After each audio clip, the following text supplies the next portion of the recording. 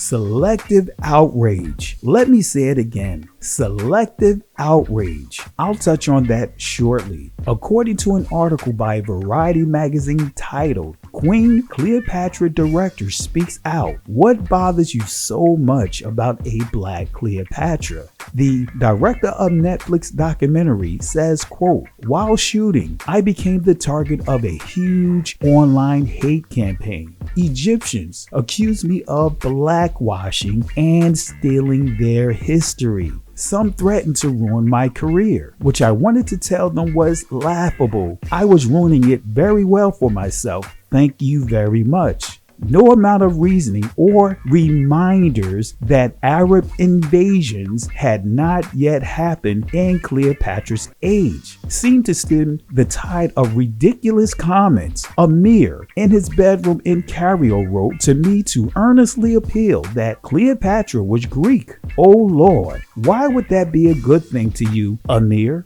You're Egyptian. So was Cleopatra black? We don't know for sure, but we can be certain she wasn't white like Elizabeth Taylor. We need to have a conversation with ourselves about our colorism and the internalized white supremacy that Hollywood has indoctrinated us with. Again, no amount of reasoning or reminders that Arab invasions had not yet happened in Cleopatra's age. End quote. What does that mean? What is the Arab invasion and how has it impacted the image of the modern Egyptians of today? What director Tina Garabi is saying is that the modern Egyptians are not the original people occupying Egypt. They are the results of the Arab invasion, as she stated, well after the time of Cleopatra's age. This invasion occurred during the reign of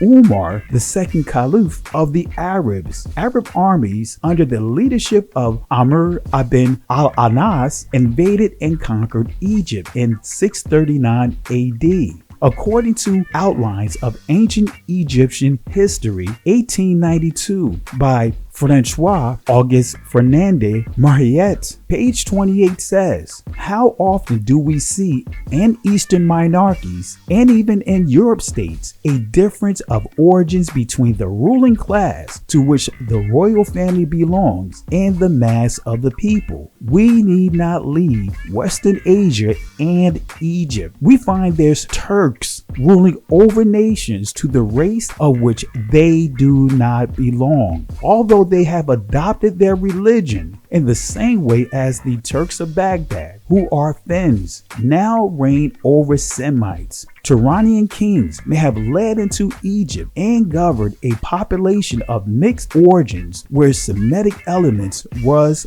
prevalent. If we consider the mixing up of races which took place in Mesopotamia in remote ages, the invasions which the country had to suffer, the repeated conflicts of which it was the theater, there is nothing extraordinary that populations coming out of this land should have presented a variety of races and origins. The Journal of Cambrian Archaeological Association, Volume 4, 1873, page 73 says, Mr. Baldwin draws a marked distinction between the modern Mohammedans, Semitic population of Arabia, and their great Kushite, Hamite, or Ethiopian predecessor. The former, he says, are comparatively modern in Arabia. They have appropriated the reputation of the old race and have unduly occupied the chief attention of modern scholars. I hope this serves as a reminder to our community, the Negroes and other communities of dark melanated people. We have to tell our own story. These modern Egyptians who have no connection to the ancient people have the audacity to accuse Jada Picket-Smith and the director of this documentary of blackwashing the ancient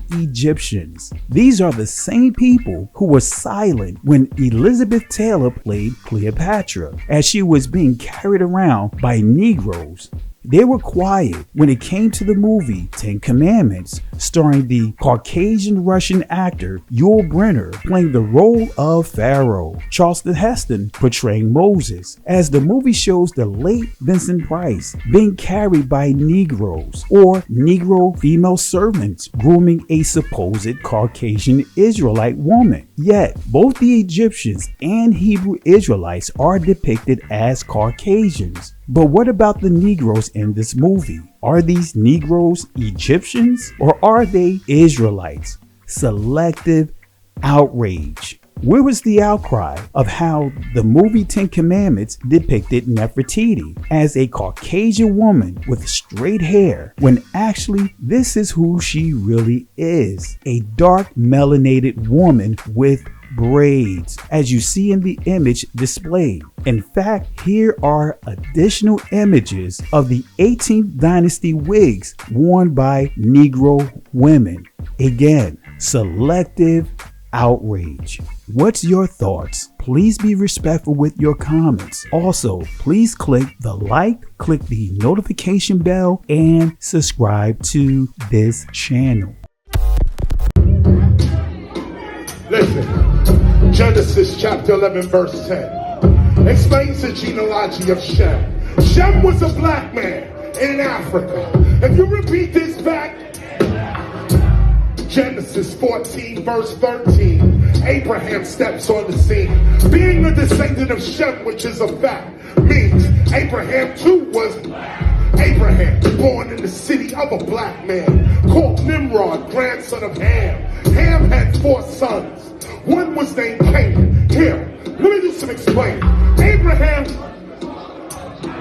Isaac was Jacob had 12 sons, for real, and these were the children of Israel. According to Genesis chapter 10, these were the children of Israel. According to Genesis chapter 10, these were the children of Israel. According to Genesis chapter 10.